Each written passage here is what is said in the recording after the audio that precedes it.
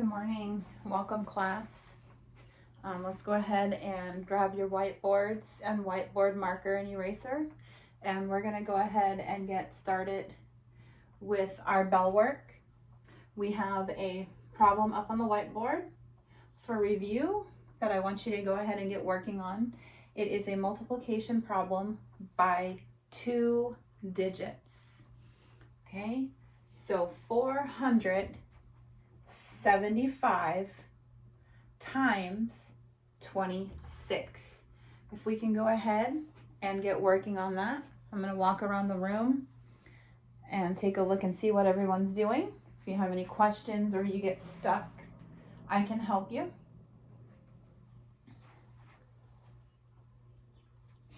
I'll give you a couple minutes to work on that.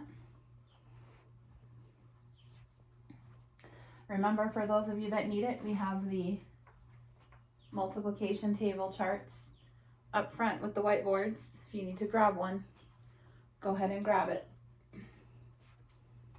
Okay. Mariah, we're working on this problem right here, our bell work.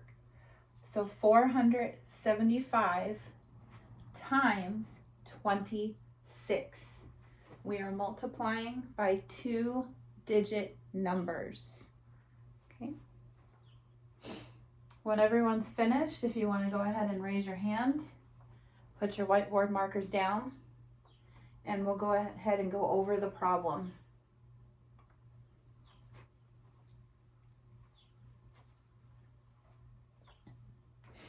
All right. Looks like everyone is just about finished. Okay, I'm going to go ahead and we'll get started with the problem. So we have 475 multiplied by 26. What is the first thing that we're going to do, Emmerich? Right. We're going to multiply the 6 to the 5. So 6 times 5 is what, Emmerich? 30. So I'm going to put the 0 and I'm going to carry the 3. Okay? 6 times 7 is what? Mariah?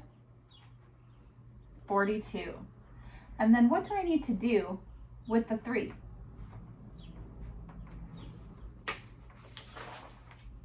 Robert? Add it. So 6 times 7 is 42, plus the 3 is 45. So I'm going to put the 5 down here, and I'm going to carry over the 4. Okay?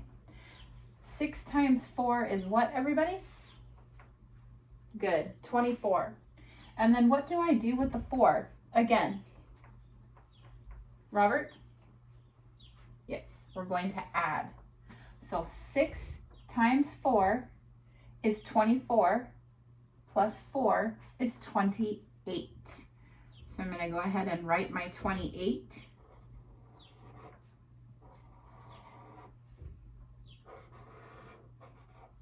All right. So we are all finished with the 6. Okay, now we need to multiply the 2. So the first thing I'm going to do, remember, is I'm going to put a 0 right here, okay, to hold its spot. And then I'm going to start multiplying.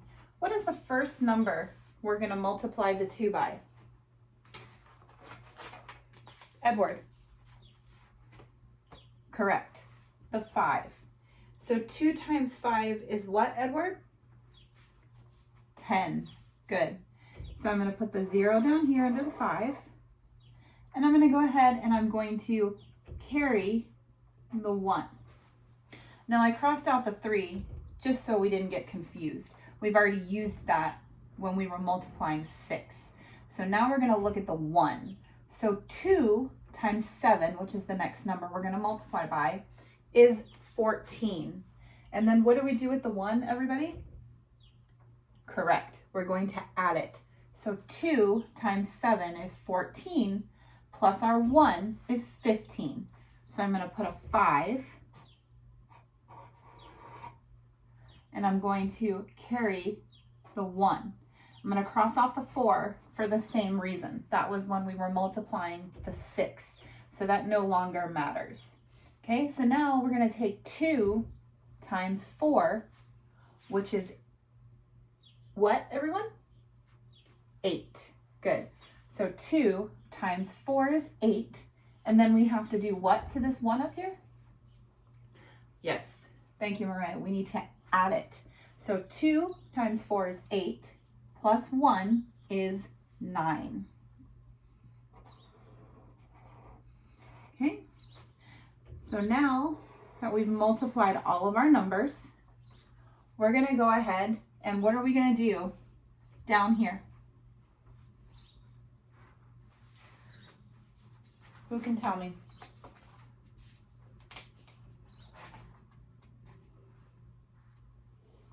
Alden? Yes, we're going to add. So I'm going to put a plus sign here. And now we're going to add. So all of our numbers are lined up. So this should be really easy. 0 plus 0 is 0. 5 plus 0 is 5. 8 plus 5 is, everyone? 13. Good job. So I'm going to put the 3 down here, and I'm going to carry the 1. And so 9 plus 2 is what? 11. And then what do we need to do with this 1? Right, we're going to do the same thing we did above. We're going to add it. So 9 plus 2 is 11, plus the 1 is 12. So we write our 12 down here. Okay, so now we need to put our comma in. Where is our comma going to go? Between what two numbers will our comma be? Gabriella. Good job. Okay, so our comma is going to be between the 2 and the 3. Who can read me what that number says? Who can read me what that number says? How do we read that number? Joshua?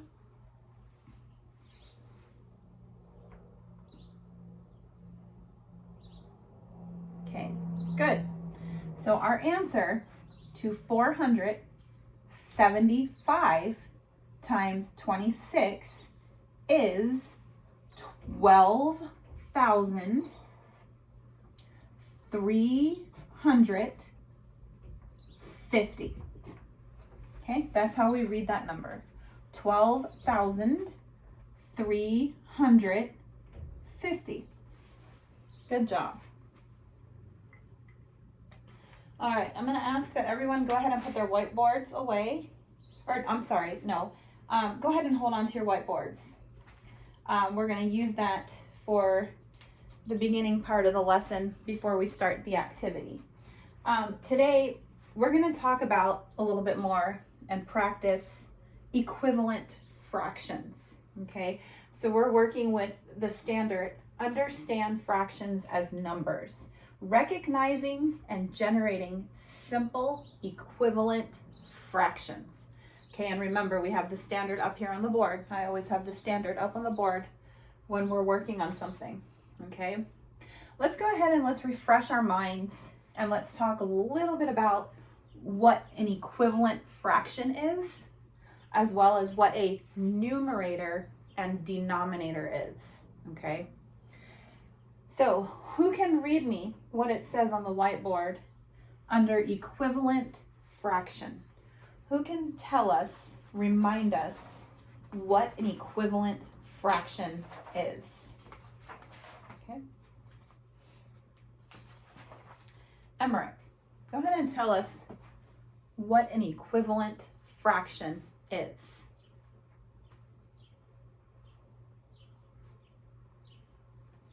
All right, so an equivalent fraction, Emmerich just said, it's on the board, is a fraction that are equal in value but have different numerators and denominators. Okay, so we know that a fraction has a number on top, then a bar, and a number on the bottom. Those numbers above and below the bar represent either the numerator or the denominator in a fraction, okay? So a numerator, Mariah, go ahead and read us what a numerator is. Okay, so Mariah just read and told us, refreshed our minds, that a numerator is the number above the line in a fraction. Okay, so let's look at my example. 2/10. The 2 is going to be the numerator because it is the number above the line. Okay, so here's our line. I know it's a little hard to see. Here's our line, but the 2 sits above the line, sits on the line. So that is our numerator. Okay. Robert, can you go ahead and read us what a denominator is? Let's refresh our minds. Tell me what a denominator is. Okay. The denominator is the number below the line in a fraction. Okay, so again, let's look at my example up on the board. The fraction is 3/6.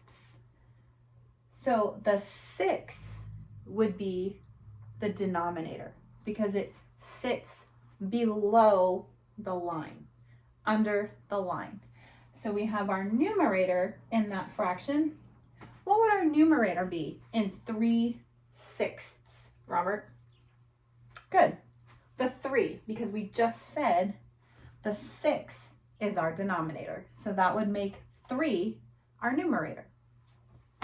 Okay, so now that we've refreshed ourselves on equivalent fractions, what they are, and what a numerator and denominator is, I want to go ahead and I want to get going on today's activity. We're going to practice a couple, and then I'm going to go ahead and have Mariah pass out a worksheet, okay, on the skills that we're practicing, which is equivalent fractions. So let's go ahead, and I want you to look up at the whiteboard. I'm going to do the first problem, and then we are going to do the second one. And then you are going to go ahead and complete a worksheet as your activity today on equivalent fractions. There's only 6 problems. Once you are finished with the worksheet, you'll go ahead and put those in your folder for me on the back table. And then you can go ahead and get your Chromebook and either log on to ST Math or Let's Go Learn. Okay, so let's look at the board. Okay, let's look at the I do problem. So equivalent fractions. So looking at the diagrams here, okay, in the first one, we have 4 sections. 2 of those 4 sections are colored in. So who can take a guess, okay, on what our fraction is going to be? Who remembers? If we have 2 areas shaded out of 4, what is our fraction? Robert? Okay, good. 2/4. Now, how are we going to write that? What number is going to be our numerator and which number is going to be our denominator? Okay, so 2 is our numerator, and then 4 is our denominator. Okay, so this fraction reads 2/4. So this fraction is telling us that this diagram represents 2 parts out of 4. Okay, the shaded areas are parts. So 2 parts out of 4. Okay, now the other side. We have 2 sections. If you look closely, there's only 2 sections. 1/2 or 1 out of the 2 sections is shaded. So what would our fraction be for this? 1/2, right? Because we have 1 part of 2 colored in. So 1 is going to be my numerator, and 2 is going to be my denominator. So this fraction, 1/2, represents 1 part out of 2. Now, when we look at these fractions, this is where the equivalent part comes in. When we look at these fractions, are they equivalent? And why? Okay, they are. 2/4 equals 1/2. Okay, when we reduce 2/4, we get 1/2. If you look at the diagrams, okay, they look very similar, right? Even though the first one is broken down into 4 sections and the second one is split in half, if this line straight across didn't exist, this horizontal line and only the vertical line, you're looking at the same thing. 1/2, 1/2. So half is shaded. 2 parts equal that half. So 2/4 equals 1/2. Okay? Now let's look at the next one. Okay, the next one's a little bit more difficult. It's broken down into smaller parts. Okay? So in the first diagram, we have 4 shaded sections. Okay? How many total sections are in the first diagram, Mariah? Okay, 16. So Mariah says we have 16 total sections and 4 are colored in. So what would we write as our fraction for that diagram? How would we represent that diagram in fraction form? Alden. Good. So we would say 4 out of 16. Okay? So that makes the fraction 4/16. So we have 4 parts out of 16 total that are colored in. Okay? Now, if you look at the second diagram, what is our fraction going to look like? Take a look at that second diagram and think about what our fraction is going to look like. Okay? Who wants to give it a shot and tell me what our fraction would be for the second diagram?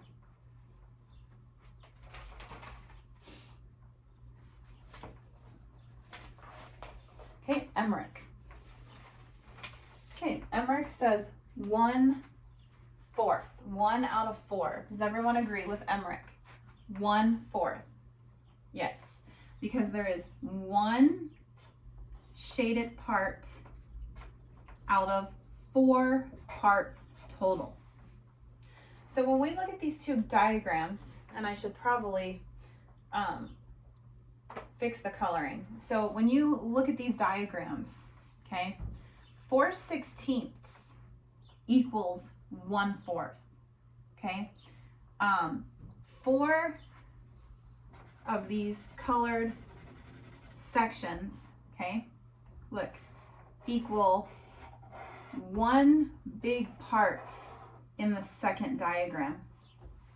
Okay, so this is just broken down, the first diagram, into smaller sections. But when you outline the 4 parts, it equals the one part that's colored in the second diagram. Okay, so 4/16 equals 1/4. 4/16 is equivalent to 1/4.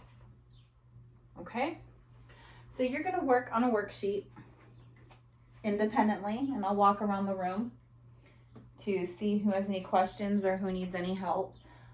Your worksheet, the diagrams are going to be a little bit different. Okay, they're circles into sections rather than the squares that I did for you up here. So you're going to be working with circles. Don't let that throw you off. It's the same thing as what we did on the board, except for instead of using squares, we're using circles and they're being cut into sections. Okay, again, there's 6 problems. When you're finished with the worksheet, I want you to go ahead and put it in your folder, the back table, so I can go ahead and grade it and keep it in there towards your portfolio. And then when you have been approved to be finished with your worksheet, we need to get a Chromebook and we need to log on to STMath or Let's Go Learn. Okay? So I'm going to have Mariah come and hand out the worksheets. Okay? And I'll go around the room, and once everyone's finished, again, you should be on your Chromebook for the remainder of time. Okay?